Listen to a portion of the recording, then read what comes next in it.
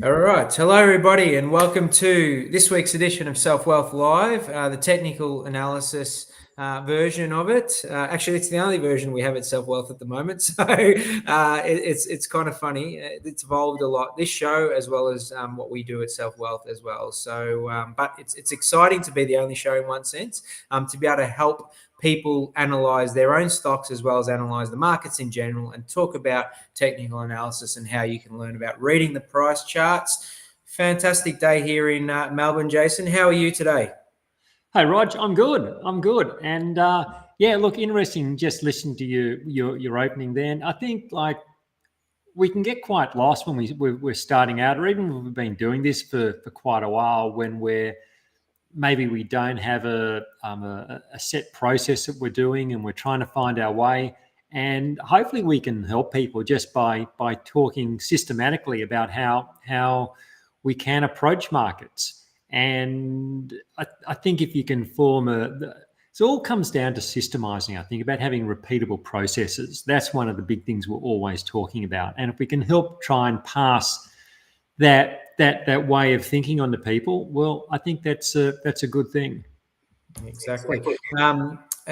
Welcome to everyone online. There's already a few questions coming in. It's fantastic to see. And I love seeing the people's names coming back over and over again as well. That certainly makes me happy. And I appreciate all the comments that you guys put on the videos. I've been looking at quite a few of the past videos and comments because sometimes I lose track a little bit, and really love some of the comments we're getting, even such things as we should be on national TV, Jason. So, so that was really nice to see. Nice to hear.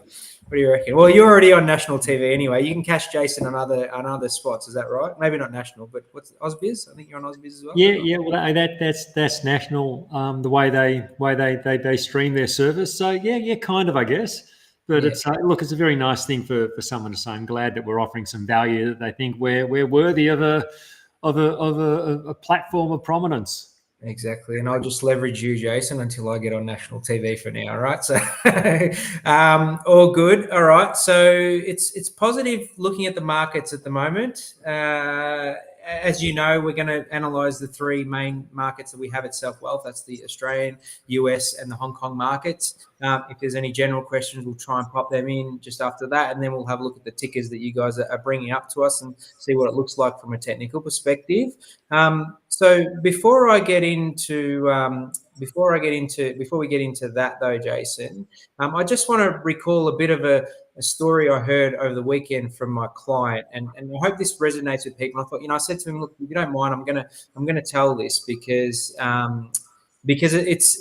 it's one of those things that helps me keep on track, and I think it can help a lot of others, right? So he bought into the hype of, if you know, PointsBet Holdings, which was back in around 2019, 2020, I think. It was probably about 4 or 5 years ago. There's a lot of hype around the whole PointsBet Holding thing, which is a gambling company, obviously. Wasn't following you, Jason, wasn't with Selfwealth at that point, right? But he bought into the hype, right? So and since then is still holding the stock, and it is a great loss, probably around 80, 90% loss, right? Doesn't really know what to do with it anymore, right?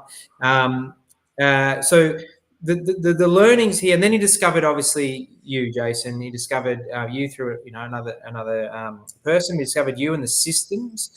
He discovered this show. He discovered this education. And he said, if it wasn't for you, Jason, and your systems, right, and for me for providing this sort of the ability to platform some of this stuff, right, he'd still have a whole bunch of stocks. He'd have all his portfolio, which would be all over the place. Probably wouldn't be doing as well, right? Now the opposite side to that is he actually had a winning trade, which I don't remember what the ticker was, right? But he also managed to, I can't remember, maybe it was Nvidia, I'm not sure, but he also managed to take a whole bunch of profits along the way with this rising stock. But he said he was getting in and out of it. So he was getting in, selling out, getting in, selling out, getting in, selling out.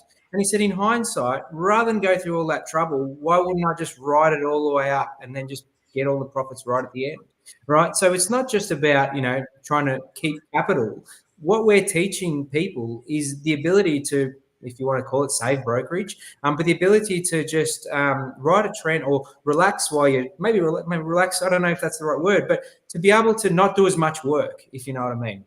What do you think? So I thought that was a perfect story, and I want to tell that. So when you're riding that trend, just let's not worry about sort of buying in and out and trying to make some of the profits. Getting it up there and just making the map most of those trends and just staying on that ride until we can, and then protecting the capital when it's starting to come down and going against towards your stop loss, right? So yeah, I think it's a fantastic. I love hearing these stories. It keeps me on track, right? And it's nice to hear. What's your thoughts, Chase? It's such an interesting story because it really, I think it really encapsulates where a lot of retail traders get themselves into bother. Big losses and small profits. So PointsBet was a big loss. And then the story of the profits, it's lots of small profits. So it sounds like in this occasion the small profits have done well, but the general proposition of having say an 80% loss and a 10% profits, it's like the whole thing's unbalanced. It's around the wrong way. We want to turn it, want to flip it, so we've got big profits and small losses, and this is all part of what you can build into a process. And yeah, look, I hear of so many people who they persist and they resist cutting a loss because they don't want to turn that loss into what they call a real loss. They say, look, I only lose the money when I sell. I don't quite agree with that. I think a stock's worth what the market's willing to pay for it now. So if it's underwater now, you've got a loss. So they resist taking a loss, and a small loss snowballs and becomes a big loss. And then they're quick to take a small profit. They want to lock that profit in because they don't want to risk watching a 10 or a 20% profit turn into, go back down to break even or maybe go into a loss. So they'll be quickly taking those 10 and 20% profits. But if you're always taking a 20% profit, how are you going to get a 100 or 200 or 300% profit? You can't, because you're always interfering with that trend process, process of a trend running and a profit snowballing. That won't happen with every stock that's in profit, but you only need a few to really run, and that can make a huge difference to your overall performance. And then the sake of activity for the sake of activity. It's like people say, look, I want to feel active, activity for the sake of it. Look, I've got a 10% profit, I'm going to bank that. I feel positive reinforcement. I feel I'm doing well. But then you add it all up at the end of the year, and your modest gains can be easily overwhelmed by one that gets away to the downside. So that's why I think we want to have our rules in place to help make these decisions easier for us, take the emotion out of it, and know that we're going to make our money on the ones that do really well, and we want to limit our losses when things don't work out, which is going to happen. Always prepare to be wrong, because we are going to be wrong. A lot of stocks I buy, I sell at a loss, and that's okay. That's part of the process. I just don't lose much when I lose, and when I win, I can make a few 100%. So I don't, we don't want losses, but they're part of the process. We accept them, and they're stepping stones to the next big win. That's the way I look at it.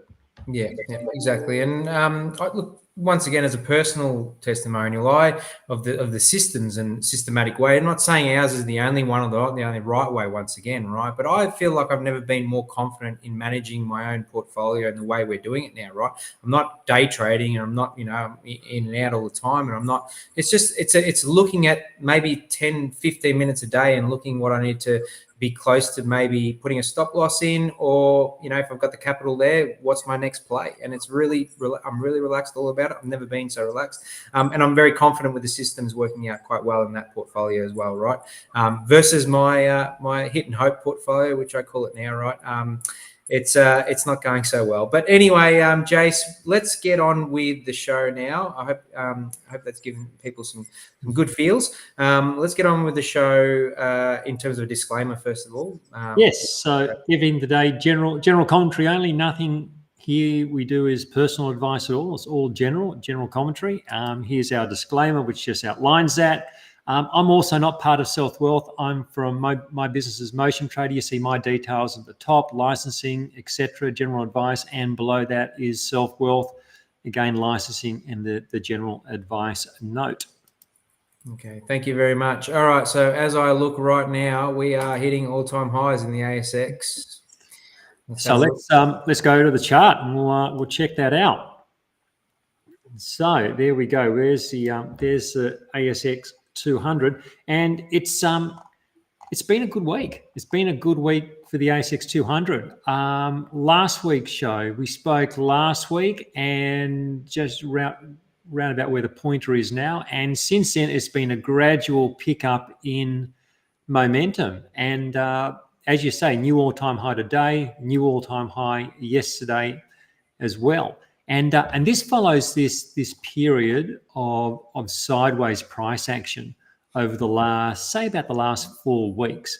And I think it's positive that prices remained above this support region around 8,100. You might remember we drew this in a couple of weeks ago, I think it may have been. And I think that's positive because it's a sign that there's good interest in buying the dip. So as the markets rallied to new highs on three occasions now in the last month or so, each pullback has found that buying support. So that's what we call buying the dip. It's being nicely supported. The sideways movement that we've seen this sideways movement in the price. That's brought the price back towards the 50-day moving average. We've got the 50-day moving average, the 100-day moving average. Both are rising, and often what we find when a market does have a bit of a rally, so we had this rally off the September low, gets a bit away from the averages, and then at some point it will make its way back towards the averages. This is in a rising market. Before then, you look for the potential for another upward run, which we seem to be having now. It looks like to me that we have a stable platform in place now that can support higher levels, and we're seeing that rally to new highs now. What is interesting, Rog, is one of the things I think a lot of people do in these rising markets is that they're often worrying about the top. They're going, where's the top? Okay, the market has been rallying, but the top must be getting close. And I completely understand where they come from when they think of that. And we're talking about that example of that winning stock previously, where our viewer had been buying and then selling, because I imagine he's always wondering where's the top. So I'll keep taking my profits and maybe I'll buy back in later on. So they worry about a top, and we do know that the market will peak. The ASX 200, the S&P 500, all these markets, at some point they're going to peak. At some point there'll be a large correction. We know this because we've seen this. We know how this game works. Sometimes markets peak, and we have the unfun part of the cycle where prices pull back. So the thinking is that if we can identify these turning points, well, then we can avoid the sell-off. But the problem is, no one can consistently pinpoint these tops. And people who do try to forecast the tops, I've seen this every year since I've been involved in the market. So this goes back to, say, 1991. Every year I've been professionally in the markets, there's been someone calling a top, someone calling a crash, someone looking for worst case scenarios. It happens all the time, and much of the time they're wrong, and they can be wrong for years. And then they typically stay out of the market. They keep watching from the sidelines, and they don't get involved. So one of the big things I've learned from experience is that if a market is trending, as it is now, if a market is trending, then just let it trend. Don't interfere with the trend by trying to predict the top, by trying to predict the end of a trend. So when I look at this chart here of the ASX 200, I'm not looking for a top. I see an index that is rising above its moving averages, so the 50 and 100-day moving averages. It's been making a series of all-time highs this year. So by definition, that's an uptrend. So that never means being blind to risk. It's not about just saying, okay, well, let's just pile in. I always talk about wide trailing stops, and these get me out when the trend turns. They help protect capital when the trend turns lower. Of course, I give some money back as the market heads towards a trailing stop, but it keeps me in for as long as I can, and then it protects capital. But at this stage, I think we've got to say we've got a bullish price structure. I think the play continues to be approaching this from the long side. As always, as I say, those wide trailing stops, see off those inevitable pullbacks as we've had over the last few months, and then help get us out when conditions do change at some point in the future, whether it be soon or whether it be much later. Yeah, exactly. Just looking at this chart, it's hard to say anything negative at the moment. What about the US markets then? It's tracking the same? So we never want to be complacent. Like I'm saying, this is a bullish chart structure, but it's not about being complacent, saying, "Oh, look, market's up, just keep buying." Sure, I think we want long exposure. We want to be actively looking for buying opportunities in this environment, but we're never blind to risk. We're never complacent, and that's why we have those risk management strategies. And S&P 500, have a look at that, the US market. And well, this is interesting. You might remember last week. Last week I said that I'd just seen headlines the day before about there was a 400-point fall on the Dow, and that made the news. And now here we are a week later. So here's our down day. There's our 400-point fall. This is the S&P 500, but it's the same day nonetheless. There's our down day that made the headlines, and now here we are a week later as at all-time highs. And this is often the case when we have a bullish price structure. Losses are quickly reversed and new highs follow.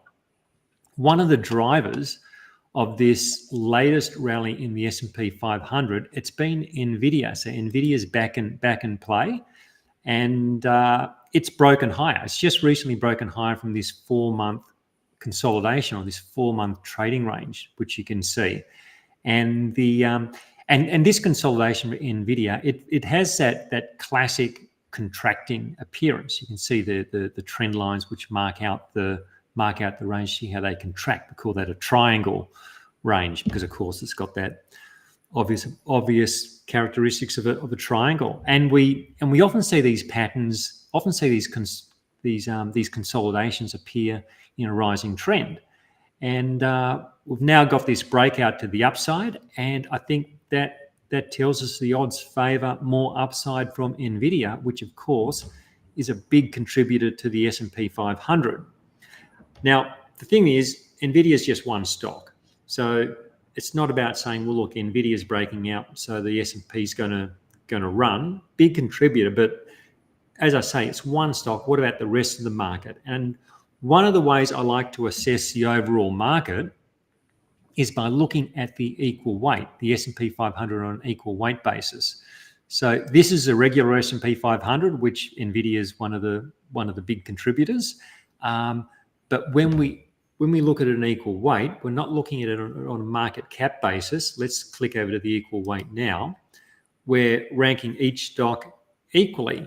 So while NVIDIA is a big influence on the S&P 500, its weighting's only 1/500th of this equal weight index. And this is my preferred measure of gauging the health of the overall market because it does look at it, it does rank all these stocks equally.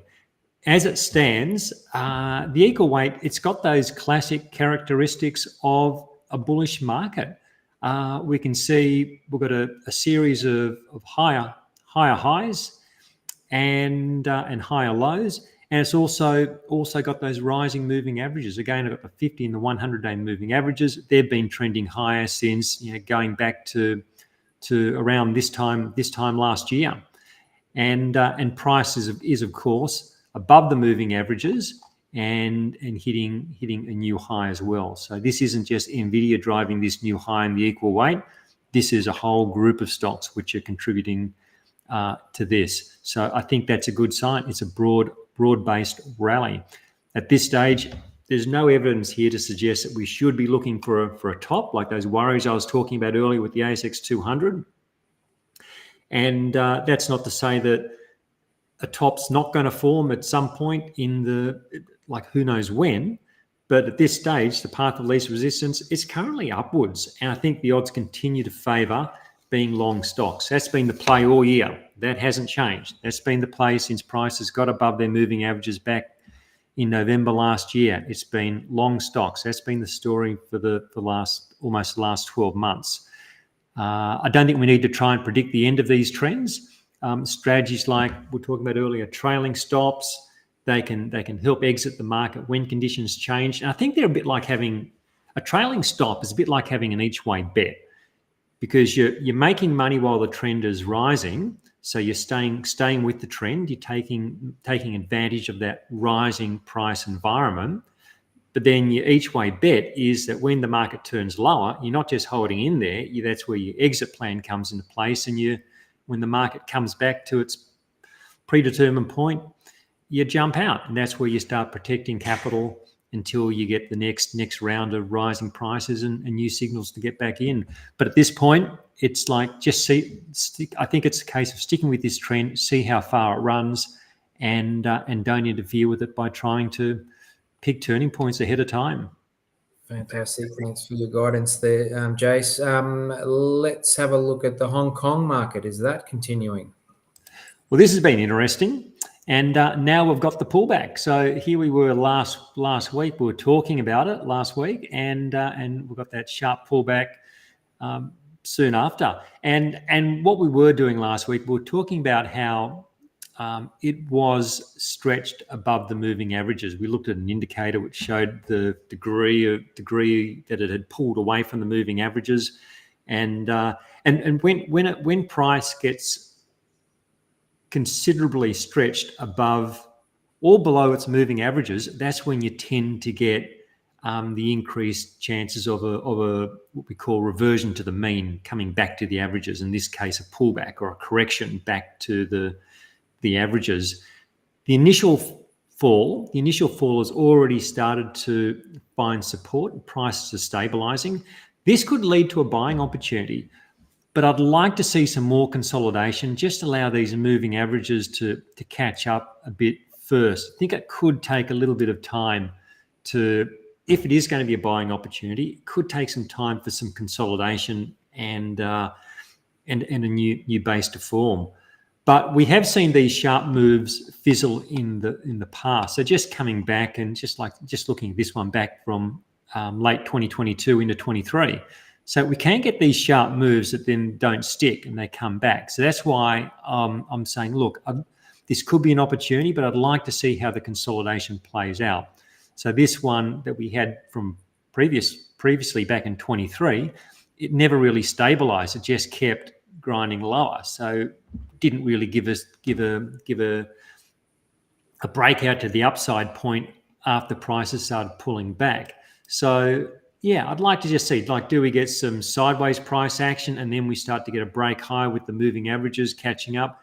That could be an opportunity, but we don't have that yet. We need more price action.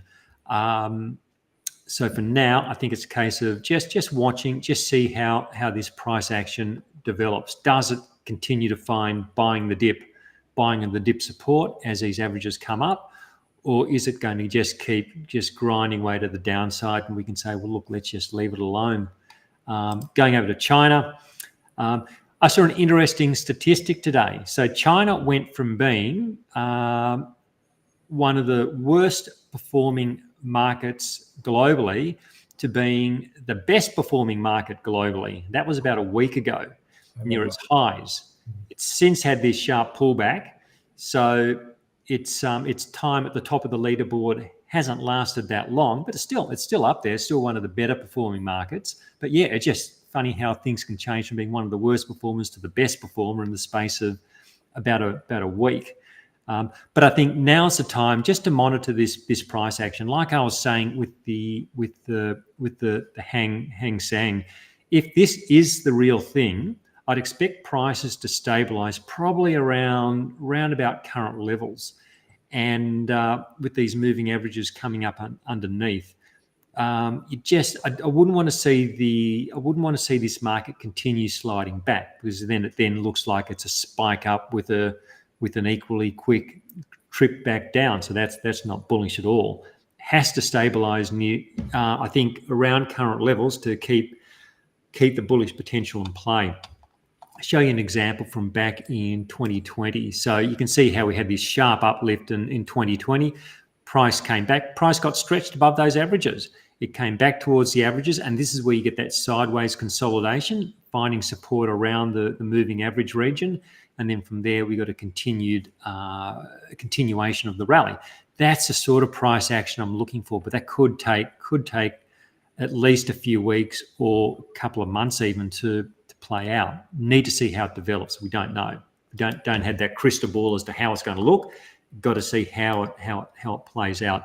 But this is about as far back as I'd probably want it to come, whilst it retains that bullish potential. For now, I think it's a case of just watching how the price action develops. There could be an opportunity setting up, but I just don't think it's there quite yet. And this spike high, this is why we want to resist emotions like FOMO, fear of missing out. It's anyone who bought at the top, they're now probably quite rueful that they did that. It's like when prices spike, they get stretched, hold your nerve and go, there's a good probability we're going to get a pullback. It happens almost all the time. So resist that FOMO. It's and if you miss something, you miss something. There's always going to be other opportunities. But piling in when things are getting stretched and hitting headlines it's often not the play. That's exactly right, Jason. Thank you for that. I think let's get on to a general question we have here. Before we get on to analysing tickers, I like some of the comments here. Got Tired Steve, a new watcher. Hopefully you get something from our show and do good. Thanks, Earl. Great show. And we should be contacting Ross Greenwood, he says, Jason. So the general question is, can technical analysis be used to identify potential market bubbles or crashes? How has the advancement of technology, algorithmic trading, and artificial intelligence impacted the technical analysis? I don't think. Yes, I think technical analysis can be used to help identify bubble type price action, but that hasn't changed. That's been the case for as long as it's been around, because it's looking for, like, when you get a market that charges higher and gets stretched away, that you talk about the parabolic move higher, where let's get an example. Let's have a look at gold from an earlier time. While you're finding this example, Jason, actually one of my colleagues, we were just trying to work out what we do, technical analysis, when you've never seen this, right? And they said, well, it's kind of like the analysis of patterns in the past and being able to see if that's going to evolve again. And I kind of thought to myself, I go, well, it's not perfect, but it is good to know how things happened in the past and how it could potentially play out again, right? So it's kind of what we're doing now, right? So yeah. I think some people get themselves. Some of the skeptics will say, well, yeah, just because that happened then doesn't mean that will happen now.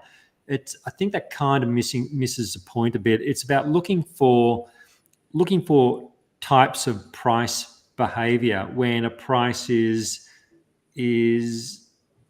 in a compression range. It's not moving much either way. It's stuck within a range. We know that periods of dull, inactive trading often lead to periods of range expansion, where price then starts to trend, and so we can get some quite clear levels around that. Like just looking at this gold chart, we have a period of rally, then we have a period of contraction in the ranges where it compresses back towards the moving averages. It's and the opportunity comes when the price starts to break out. So you can see that by looking at a chart quite clearly, but if you're just reading about the fundamentals of the gold market, you can't see the price action evolving. You can't see that the market has moved from a period of quite listless trading back to the averages to breaking out. You just know what your demand supply fundamentals are. That's going to be a key influence that's going to be a key driver over time, but it doesn't help you with your timing of positioning.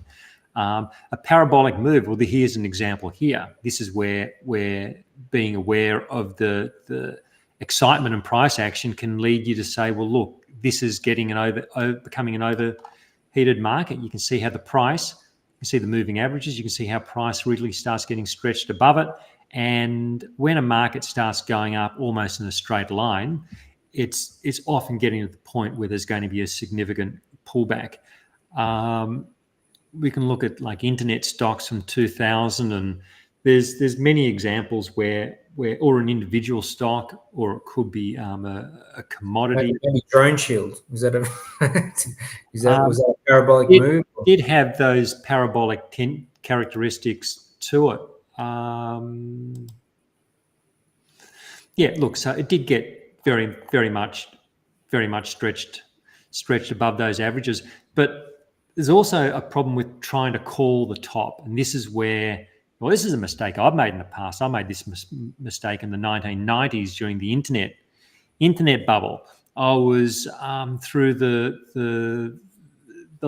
mid to late 90s. I was looking for tops. I was trying to pick a top in the market, and that was a mistake. I should have just been going with the trend and using a trailing stop, but instead I was trying to pick tops. But this is the thing with trends. Trends can run for further and they can last longer than pretty much anyone can anticipate. So whilst, and I had Drone Shield shares, whilst I know these characteristics and I could scale out of a position, I think we actually spoke about it on around the highs. We talked about, look, you can always scale out of a position if you're becoming too uncomfortable or if it's becoming too big a portion of your portfolio. That's always an option, but I don't try and pick the top to say, look, I'm going to get out now because I think the top's going to be in, because like, what a good example is cocoa. Let's look at cocoa futures. This is a reasonably recent one. So this is a one which so it went from a price of 3,000 up to 12,000, and it did that in the space of did it in under a year. And so, like, you know, when do you want to jump off this trend? When does it become a bubble and you should get out? So it is getting a bit parabolic now. This is starting to stretch. So, you know, surely if we're looking for a bubble, this is a time to get out and look for going short. But this is the power of a trend. Look, it keeps going. So rather than trying to preempt it, I think the play is to go with it and use a trailing stop. And the trailing stop, you don't get out at the top, you get out somewhere beneath. But that's the play. So we can use charts for identifying the characteristics of a bubble in that it's gone parabolic. We can look at things like speculative fever, where everyone wants to own it because it's a new technology, it's a new thing, it's a commodity which is going to be in huge demand, or whatever it may be. There's be some story attached to it. These are all signs of bubble type behavior, but you never know when the bubble's going to pop, and you can make a lot of money by staying with it in the bubble phase rather than trying to be too smart and second guess the top and jump out, like, you know, someone could have done in cocoa all the way up. They're probably better off staying in, giving up the top. You give up a bit at the top, but, you know, so be it. If you make, you know, 500% instead of 800%, you know, you've done better than the person who's, you know, jumped out at 200%.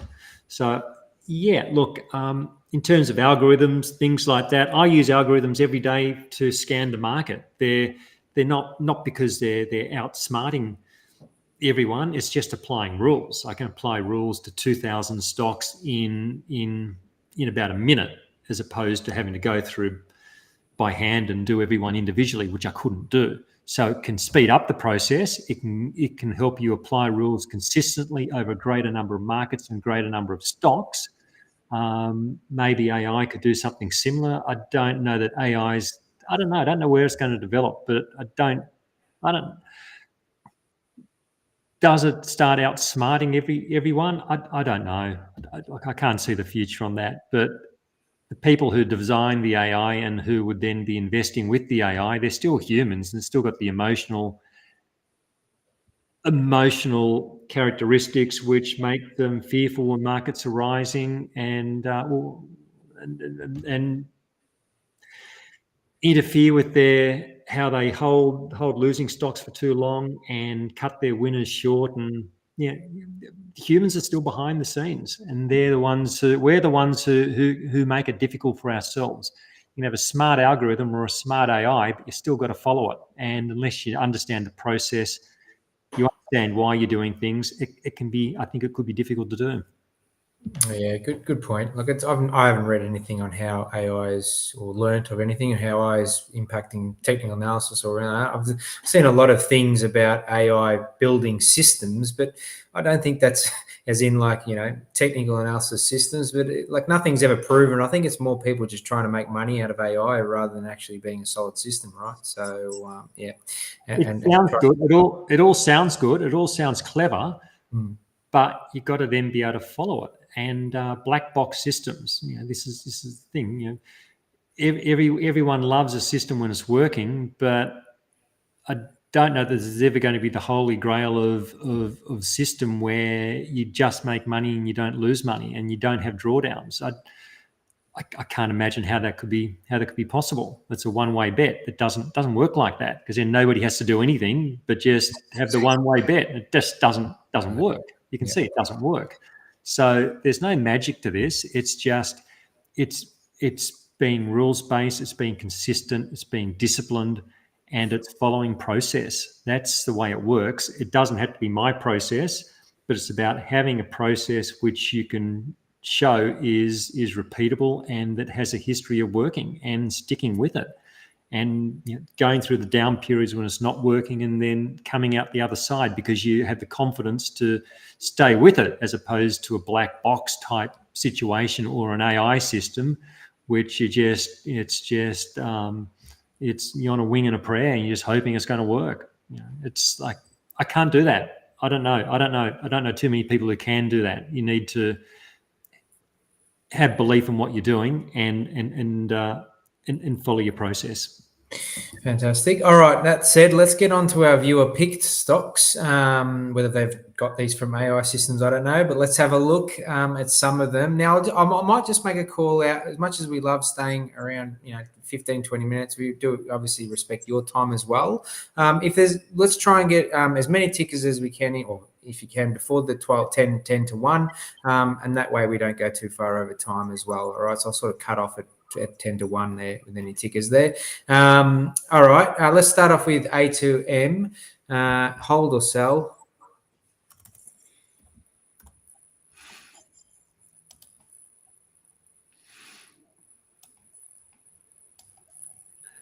Where are we?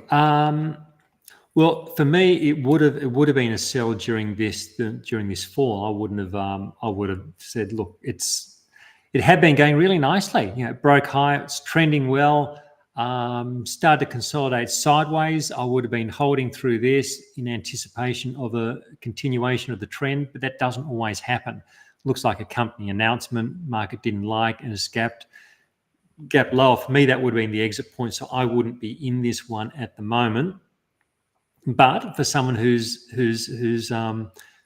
come through that decline, if I was holding it here and now, I would I'd continue holding it, because we do have that strong rebound off the low. This all looks like it's to do with what's going on in China, I'm guessing, and this does look like we're back above the moving averages. The moving averages are turning higher. We're consolidating above the averages. At this point, I'd give it the benefit of the doubt. I don't think it's if I wasn't in it, I don't think I'd buy it just yet. I'd see how this consolidation plays out. If it continues going sideways and then starts to break higher, that could be an entry point. for a stop loss now, I'd probably want to give it a bit of room back below the 100-day moving average. And this is a 50-day at the bottom at the moment. If it started coming back down through the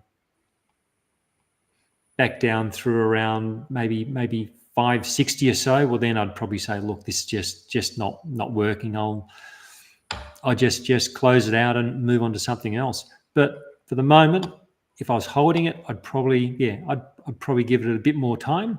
But if I didn't have it, let's see whether it consolidates and starts to break higher a little bit early. All right, fantastic. PTL, is it a hold or a sell? Price seems to be going nowhere, and the MAs don't look great either. Is that the right one, PTL? Yeah, that's the one. Yeah, PTL.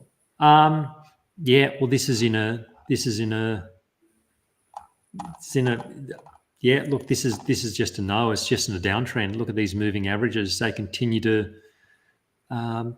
decline. Prices below the averages. Maybe it's basing here, but yeah, nothing's happening in a hurry. I'd just be leaving this one alone. All right. PXA.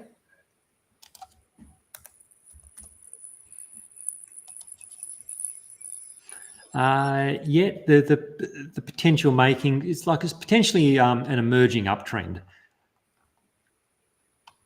So it's only been listed since 2021.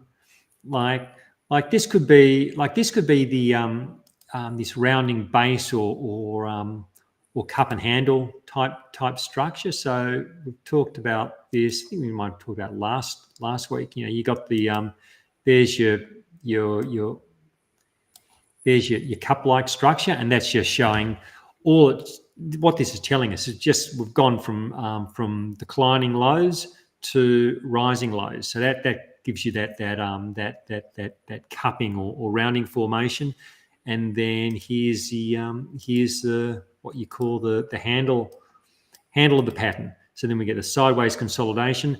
Now the bullish signal here would be if price can break above this recent high point in September, get above the September high, then we start getting momentum to the upside. So we've got the potential of a basing pattern, and if we take away the that sort of pattern recognition which I'm going through, and the way I look at it through my algorithms, I'm looking at a stock which has gone from below its moving averages to above and starts to gain momentum. So from that basis, we've got the potential of a trend happening as well. I like that we've rallied off the moving averages. We're going sideways along the moving averages. So now the next step is, do we break higher? And so if I was in this stock, I'd continue holding it on the basis that this could be it looks like the building blocks of an emerging trend. But if it were to break down below maybe below the August low, well, then the whole thing starts to not work anymore, and I'd then look to close it and move on. So you can see how the risk is relatively contained. I'm saying, well, look, from where we currently are, there's like how much downside is that? So I'm prepared to give it maybe 15% on the downside. But if it works, there's no limit. Like how high could it go? Could it go up to new highs? It could. There's no limit. So you say that's what we call asymmetric. We can say, look, we think our downside is 15%. Our upside is a multiple of that. So yeah, I think it's certainly a stock with potential. All right, SDR. Trend is in place. It's not dissimilar to what we were just looking at, in that it's just come out of this. It's just broken out of this type of this sideways pattern. So I've had this nice trending move. Then the stock has traded sideways. It has had some time below the averages, but the averages have largely been and this will happen within uptrends as well. Stocks can go below their averages. we just don't want them spending too much time consolidating sideways below the averages. These are more like reasonably short-lived sell-offs, which then rebound, and now it's just oscillating either side of the averages, being a trading range. That's what it will do. And then we've had the breakout more recently, and prices continue to trend higher. So this is a stock which I'd continue to very happily continue holding and use that trailing stop. Probably not as enthusiastic to buy it at the moment, just because I prefer just my preference is buying stocks when they after a consolidation where we might get some sort of like sideways price action back towards the moving averages, and then buying the breakout. And as you can see in this occasion, doesn't mean that it's going to charge higher. This one broke higher and then continued into a larger consolidation, but they're just the parameters I prefer to work with, rather than buying something which has run and starting to pull away from the averages. I prefer to get them at an earlier stage, maybe when they're just breaking higher or after they've had some sort of consolidation back into the averages. All right, fantastic. CU6, please. CU at 6. So this has been a standout stock, which is now starting to lose altitude.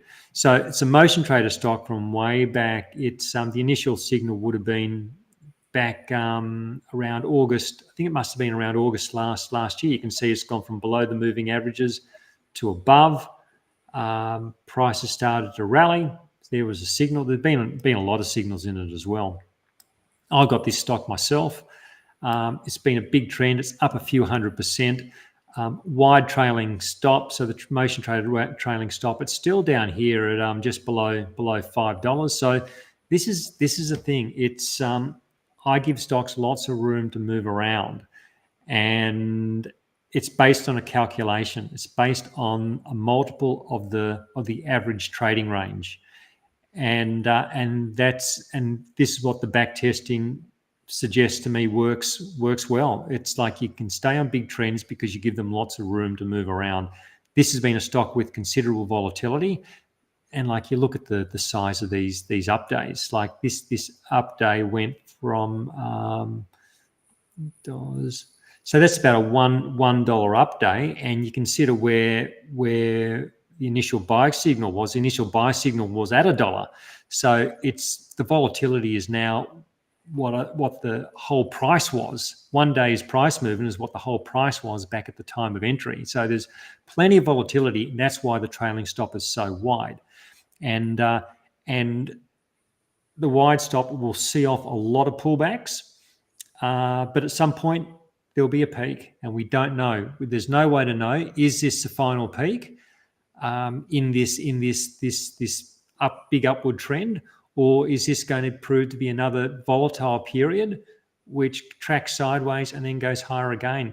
You don't know. No one knows. So what I did myself in this one, I actually scaled out of it after the August sell-off. We started to get a rebound. I sold a third of my position just because it was becoming a significantly larger part of my portfolio because it was up so much. But it's only a third, so 2/3 of it is still in play. I'm happy to keep that in play, use that wide trailing stop, because we don't know whether it's going to find support and go back up or whether it's going to continue lower. If it hits the trailing stop, I'm out. If it finds support over the next in the coming weeks and goes up to another high, well, great, I'm still on board. But that's how I sometimes play these situations where I've got really large gains, like we're talking hundreds of percent, not just 100 or 200%, but 400 or 500%.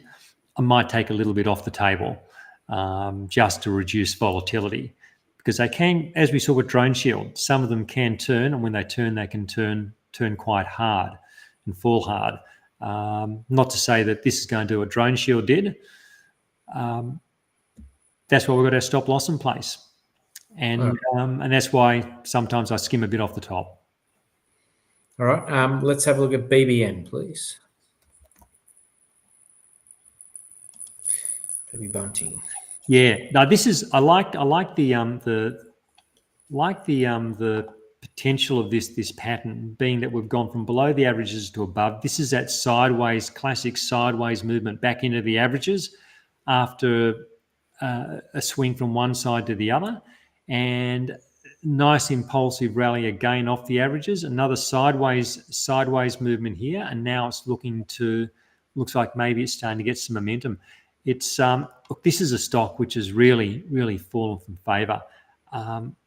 This could be like a basing period which is ending and now starts to move higher. But you've always got to be aware that these bombed out stocks, they can give the appearance that they're starting to move higher, and then they roll over and they just keep grinding along the bottom for a long time. So we can never be sure, but the building blocks of a trend are there. So like this could be bought at current levels, and risk can be managed with a stop loss, maybe about, like, it probably needs about 20, almost 20%, just getting below the 100-day moving average. And it's certainly asymmetric in that it's a sort of stock which could, given how far it's fallen, it's one of those ones which could easily double from a price action perspective and justify a 20% stop loss. So I think it's one worth having a look at. It's fairly thinly traded. That's one thing to bear in mind. But this is our advantage as individual traders. We're not working for a hedge fund. We don't need to move $30 million of stock. You might just want to buy $1,000 or $5,000 or $10,000 worth of stock. So these lower liquidity stocks do provide opportunities which bigger players can't really have a go at, because they just can't move the stock. They can't acquire or sell stock around their price point without big swings in the market. So yeah, I think one to consider. All right, great. DYL.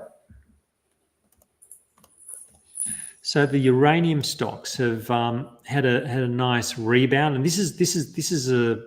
these are stocks I've been talking about in my weekly strategy sessions on Friday. We identified I'll go over to uranium first.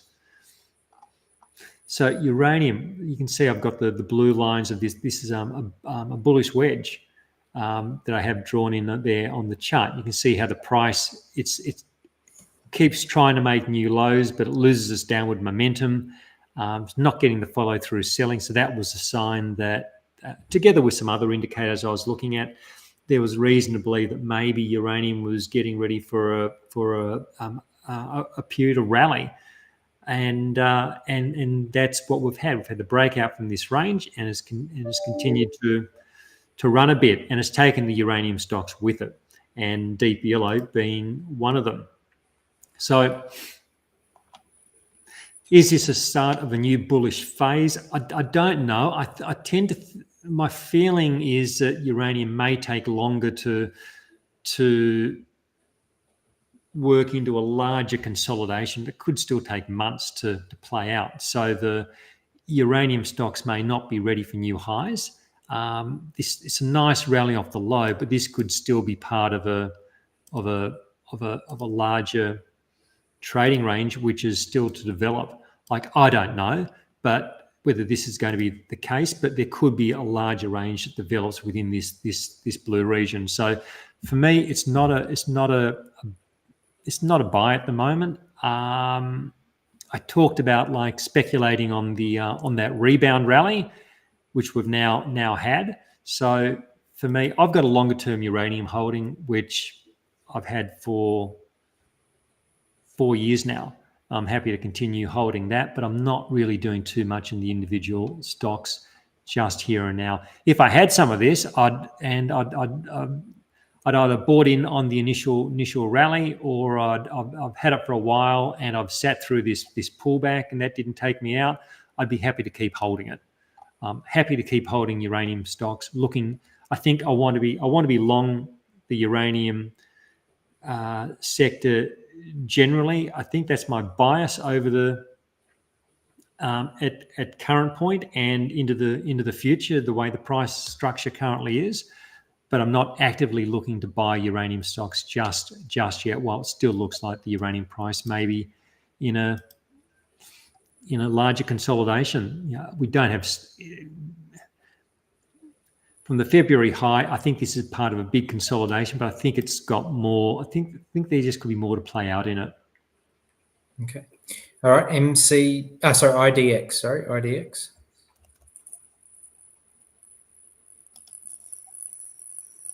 Uptrend, nice clear uptrend.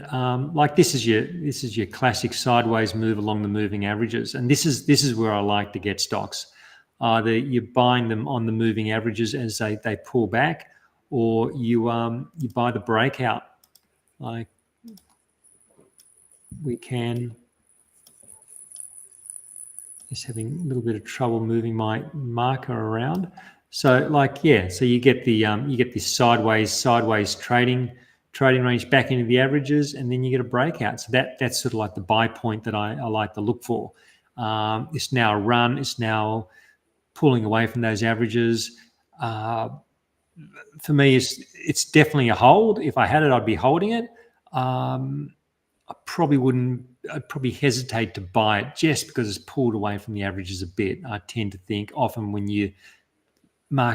prices pull away from averages, they then often will go into those sideways or those zigzag structures that come back to the averages, like we've seen this stock do on several occasions. So yeah, definitely for me, this is a hold. Right, see where the trend takes us. SUL. We've got still about 5 to go through, Jace. 5 or 6 to go through. So okay, that's all good. SUL, yeah, uptrend. Well, uptrends in place. And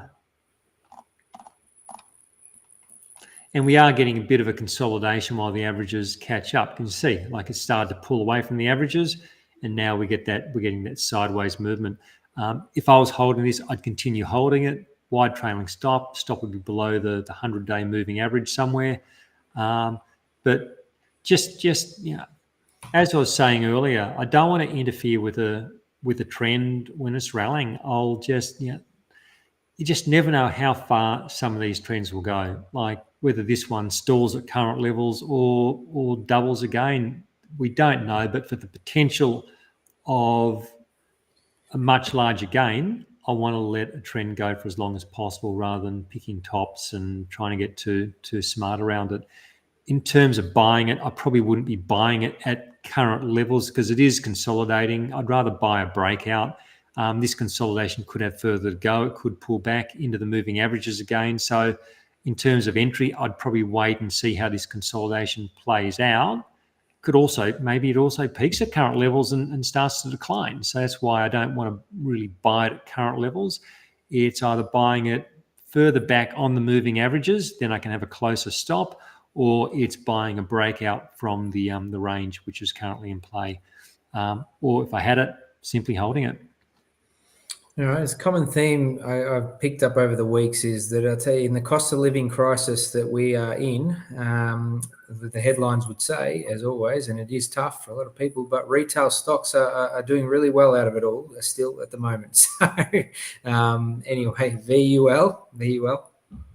And all that is showing up in some of the charts, Rog.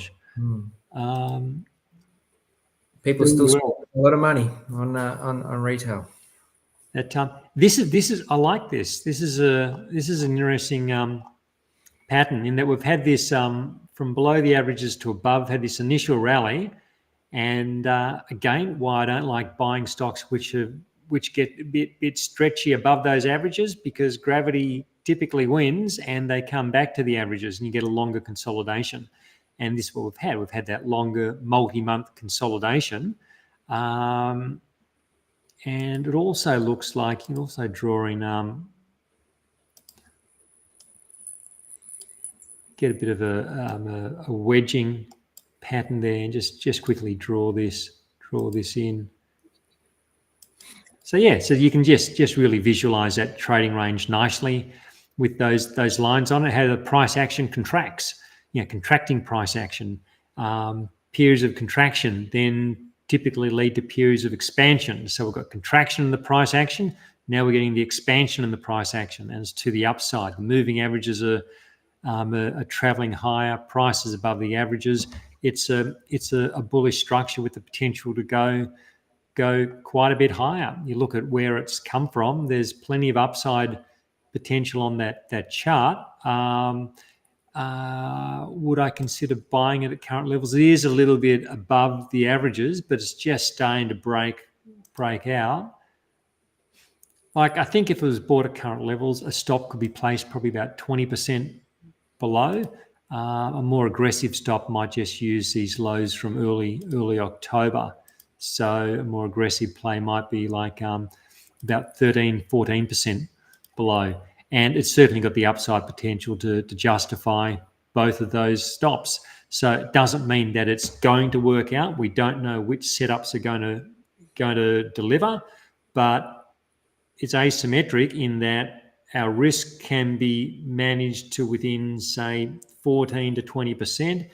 Our upside, well, it's one of those stocks which could double or more. And could is the operative word there. We don't know which ones are going to deliver, but it's got a setup which certainly could play out. All right. AFI.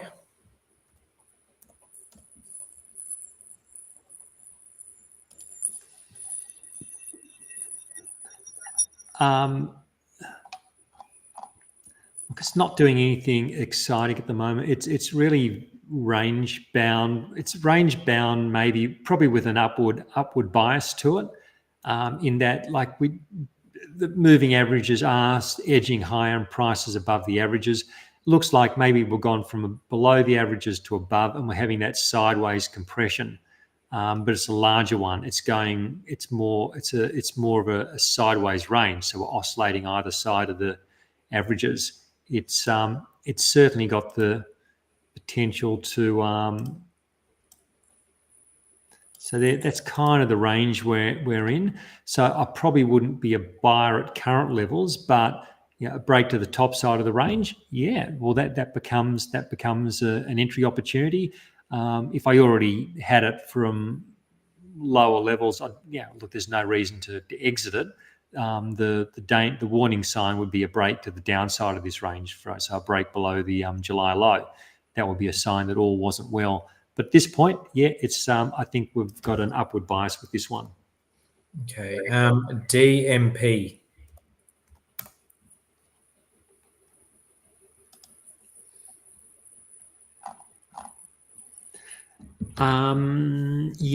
It's like Domino's has been a tricky stock. It's because they're, like, you can see these two gaps. It's and these gaps have been from positions where the stock had a bullish structure. So, and this is where they come out with a poor trading result, or managing expectations, or delivering something negative from head office. And on both of these occasions, it's been like, price has been above the averages, price has been moving, pulling back to the averages, nothing wrong there, and then kaboom to the downside. So it doesn't mean it's going to keep doing that, but it's done this on a couple of occasions now. So it's just something to bear in mind. So again, there was nothing. This was a positive price structure. We had price which was breaking high. We had a range there. Price had broken higher, sideways compression back into the averages. Looks like it's part of a continuation pattern, a pause before more upward momentum, and then again to the downside. So again, this goes to show that you can have the right setup, but you don't get a big profit. You can get the other side, you get a loss. And this is a surprise loss too, because of the gap lower. So and this is why my process involves many relatively small trades, not just a few big ones. So if Domino's is one part of a 20 or a 40 stock portfolio, it's like you get these surprise events. It's a bit frustrating, but it's not a disaster by any stretch. But if you've got 3 stocks in your portfolio and this is one of them, well, it tends to do a whole lot more damage. So that, again, that's not to say this is going to happen again, but the stock does have some form around disappointing the market. At this point, it's not a buy for me. It's back above the moving averages, but the averages haven't crossed yet. And often when we get that initial run above the averages, we do get, like, maybe it could go even a bit further, but then at some point we do get that consolidation. if it's going to turn into a bullish structure, we'll get the initial run, we'll get some consolidation, not all the time, but often, and then you start getting the rally. So it's a little bit early for me, this one. It's I'd keep watching it to see whether the overall structure starts to work into something which I could work with, but this time it's just a little bit too early. And look, that said, you can always manage risk around these things. If someone's really keen on it for whatever reason, it could be bought at current levels and maybe a 20% stop. Is it asymmetric? Yeah, there's like plenty of upside possibility, and you can manage it. This is always the thing. If you can calculate your downside and you can consider what's my possible upside, and if you can manage that ratio in a way that is that gives you plenty of upside relative to your risk, well, you can play a lot of situations. But yeah, it's really important, I think, to understand what's my downside. What if I'm wrong? And not just think about what if I'm right. What if I'm wrong? Start with what if I'm wrong, and then go, okay, well, that's going to cost me maybe this if I'm wrong. Now what could I make? And if you could make a multiple, like maybe 3 times plus of the risk, well, then you got a situation which can be considered. All right, DRO.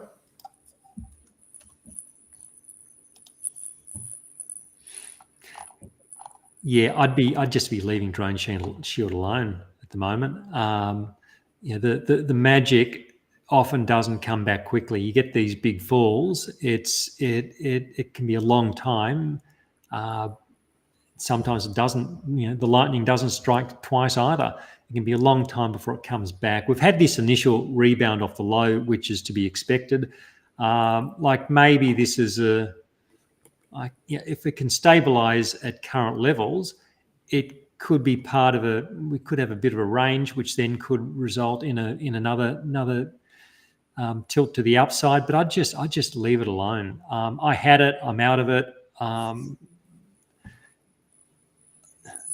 If it broke above these highs from October and September, I could get another buy signal in it. So I'd then probably go, okay, well, I can manage the risk around it. Let's get in. Let's see where it goes. But at the moment, there's no upside momentum to it. If anything, it's starting to pick up some momentum to the downside and it's back below moving averages. So I think there are better opportunities out there at the moment.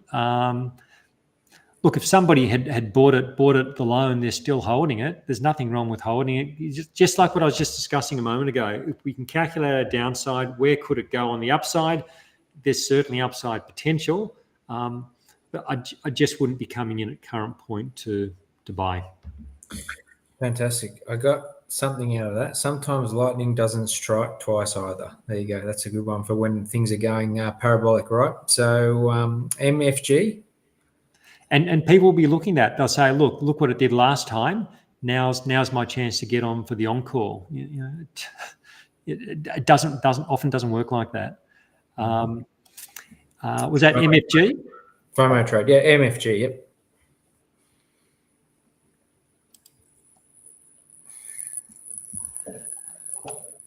Let's just see. So yeah, we can see we've had the big fall and we've been in this large, what looks to be a basing period for a couple of years now. So, is it finally going to get its act together? It's looked like it's looked a couple of times like maybe it was starting to turn and it hasn't quite done so.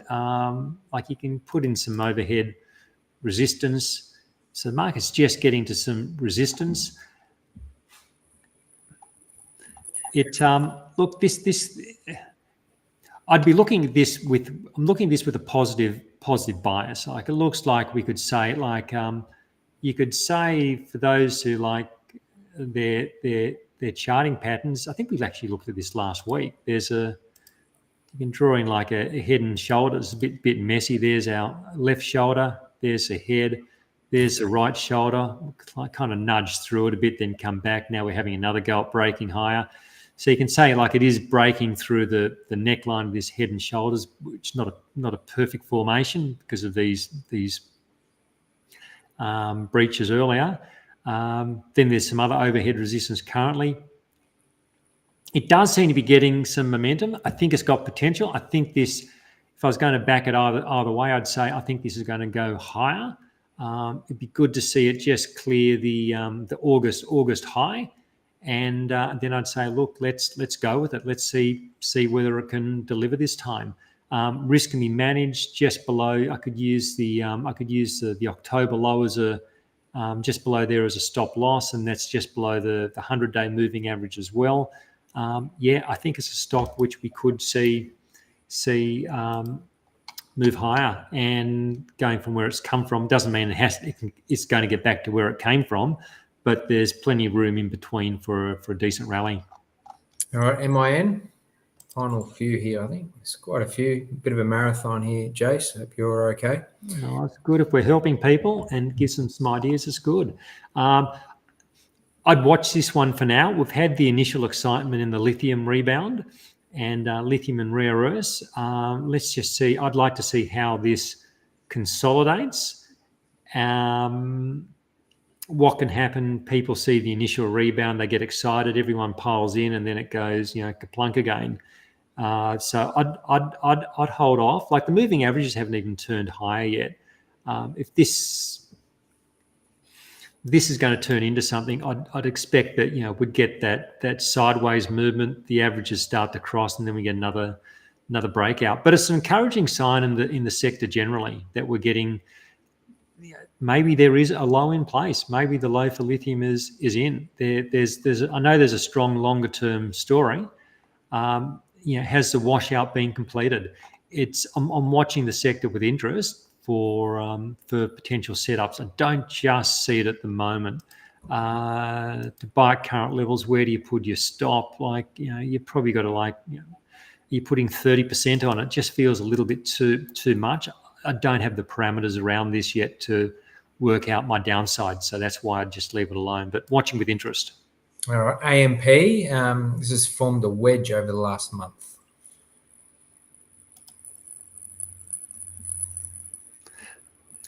So I wonder. I think this would be the wedge being referred to. So that would be a bearish wedge if that were the case. What I think, I don't think that's the play though. I don't think it's a bearish wedge. Of course, I could be wrong. I think it's more a case of it's rally, pullback, rally, pullback, rally. I think it's more stepping to the upside rather than wedging and running out of momentum. I think it's doing the opposite. I think it might be preparing to have a momentum breakout to the top side. I like this little, I'm looking at this as I'm looking at this as a rally off the September low and a sideways period while the moving averages catch up, and then potential break from there. Just compress this a little bit. Is this like a base? Is this a base for the much maligned AMP? Just taking the details of the chart. Yeah, you can draw lines all over the place on charts. I won't do that. I think what we want to look for with what we should be looking at with AMP, it's the general movement of the moving averages and the price above the moving averages, and saying the path of least resistance at the moment is to the upside. So if I'm long, I want to stay long. If I'm considering getting long, maybe I could buy a breakout to a new high, from this recent period, 137 or something, just giving a bit of momentum out of there. Stop loss back below the 50-day moving average. They're sort of like ways I'd consider looking at it. So, and I could be wrong. Maybe this is a wedge and it's about to break down. So this is a whole thing. You can have any view you like, but as long as you can say, okay, that's my risk, that's my potential reward. Is it asymmetric? then I've got to play. A lot of people don't consider their risk, and they'll end up with 80% downside because they never sold. They didn't know where to sell. That's when the whole thing falls apart. But if you can say, look, I'm happy with 20% downside or 15% or 25% downside because I know I'm shooting for 100% plus, that's great. And then you start to put yourself in the game. All right, RDN.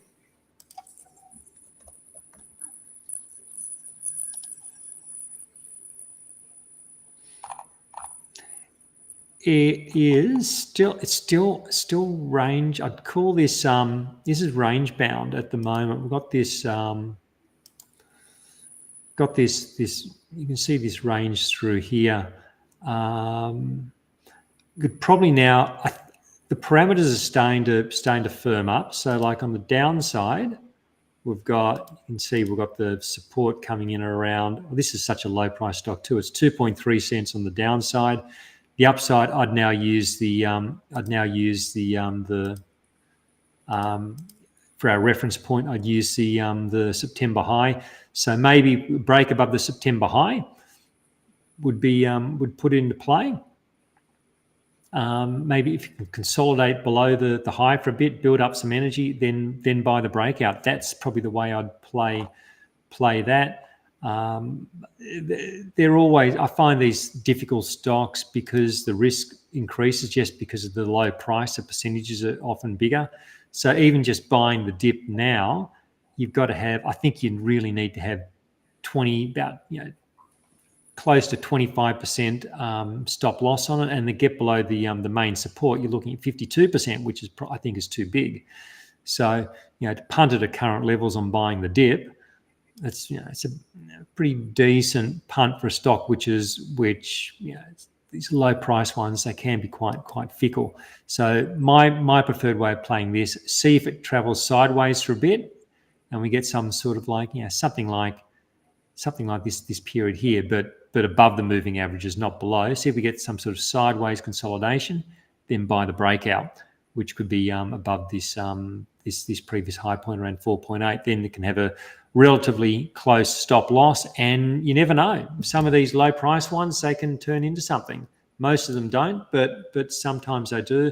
There is a structure there that could be workable, but probably not just yet. All right. We looked at CU6 earlier. Let's have a look at MSB, please.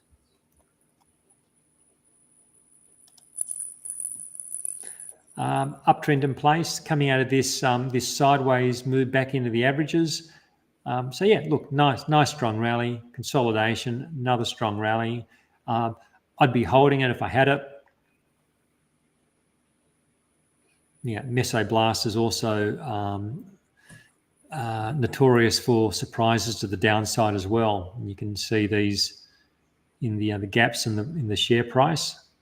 So you always bear that in mind with a stock like this, and and that's okay. There's plenty of upside potential as well, but you just factor it in with your risk. So you think you're risking 20%, but it could gap, and you could be risking 30 or 35 or 40%.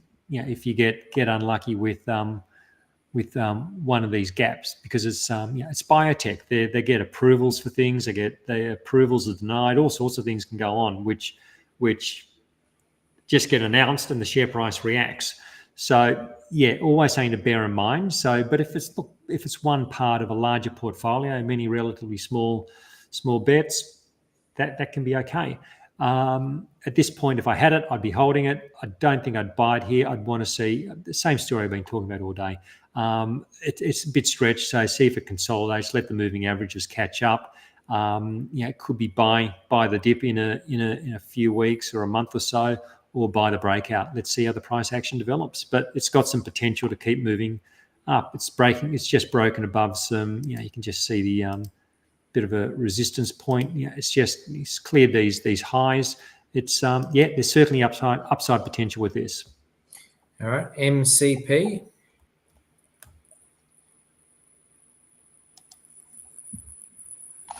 No. We've got declining moving average. Prices consolidating below the averages.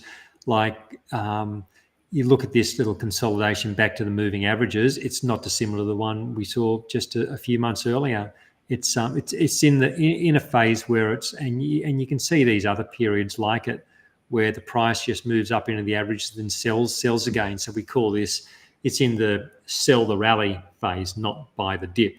Buy the dip is when prices are rising above rising moving averages and dipping back to the averages. That's where we buy the dip.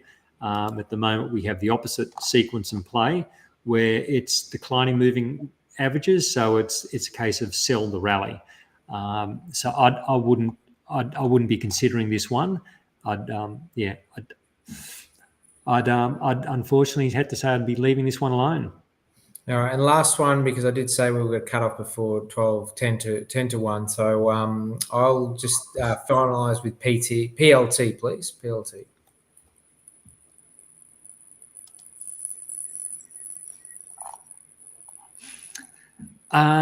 It's like sideways consolidation. It's had this initial strong move, which is good. We just see where it's come from. So it listed in 2020. This big declining period. So is this a basing period and the initial rally? That's the bias I'd have towards this at the moment. That we've got the initial rally and we've got the sideways consolidation. I actually had this stock in my own portfolio a little while back, and I sold it just because I use a time stop. So I can't remember exactly where I got in, but I got maybe I got in. I was looking at this period through to late April. It looked like the consolidation might have been ending. Momentum was coming back in. So I was probably in. And then when that momentum stalled and price came back, I got out. So relatively small, like only a few % loss on that, and moved on to something else. But it's still a motion trader stock with that wider initial stop, not using a time stock. The wider initial stop is in place, and we've basically got a big trading range. So which way is it going to break from this range, and when might that be? We don't know when. We don't know which direction. I'd have a bias towards the upside because the last strong move was to the upside. I'd still be putting this as probability favouring this being a sideways consolidation, where it's just oscillating either side of the averages. But I'd be watching these lows from the 24 lows. Basically, it's around 61 cents. We start getting below 60.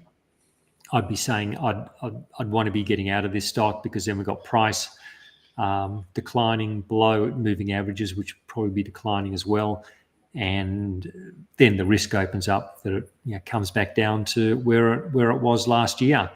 However, breaks to the top side, it's another story, and we see where this trend takes us. So we're really in a bit of a neutral zone with a slight bullish bias, given the last strong move was to the upside. But yeah, just know your levels and know what you're going to do, depending on which way it breaks. All right, my conscience is eating me, Jason. But there's one more there, APX. I said I was going to do it, but there's only one more, so let's do APX. Okay. I think we've been through this one a few times actually over the last few weeks. So every week we do happen. Every week APX, they love it. If only Apple knew. Same thing. I think I would have said last week. If I'm long, I'm happy to stay long. Wide trailing stop. I'm hesitant to buy at current levels because it is a bit stretched above the averages. And I won't be surprised to see this pull back and do some work. But if I'm long, as I say, I'd be happy to be there. It's the next consolidation would be the next time I'd consider, is this a stock I can get on board if I'm not already on it? So at the moment, if I'm not on it, I'd be watching. And if I miss it, I miss it. If it just quickly gaps high to $3, it's like, oh well, I've missed it. Sometimes it's going to happen. You're not going to get them all, but I just can't manage my risk at current levels. So if I buy it at current levels, where's my stop loss? It's 36% just to get back below the 50-day moving average. Below the 100-day, we're looking at 50%. I can't manage my risk, so I can't play at the current point. But if we get sideways consolidation, the moving averages catch up, then my risk point is probably going to narrow considerably, or I can buy a breakout, and everything changes. But at the moment, I can't manage my risk around my entry, so I can't play. But as I say, if I'm on it, I'm happy to keep holding it with my wide trailing stop. Fantastic, Jason. All right, we are done for today.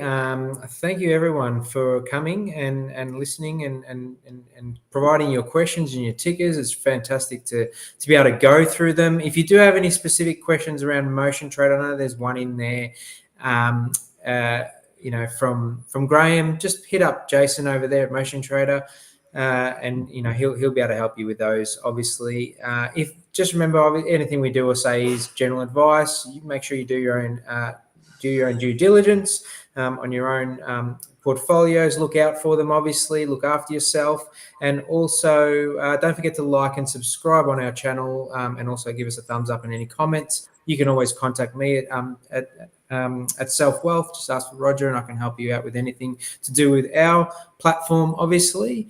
And let's just finish off on this last little testimonial for you, Jason. In my first year trading and before watching technical analysis and joining Motion Trader, I lost 32% total in capital in 12 months. In 18 months since, I'm up 64%. So that makes my day. That's great. There you go. That's all right. Hopefully it makes everyone's day, especially Steve. So thank you, everyone. Have a great week ahead, and we'll speak to you next week. Thanks, Jace. Take care. Process and discipline. That's all. All I can say. But that's been fun, Rog. Enjoyed doing that. Hopefully everyone's got some ideas, and hopefully we covered most everyone's stocks. And look forward to next week. It'll be fun. Actually, is it Melbourne Cup next week, or is it the week after? No, it's the first Tuesday, which we will have off on the first Tuesday. The week after. So we're back next week. Looking forward to it already. My watch is telling me I've got to get up.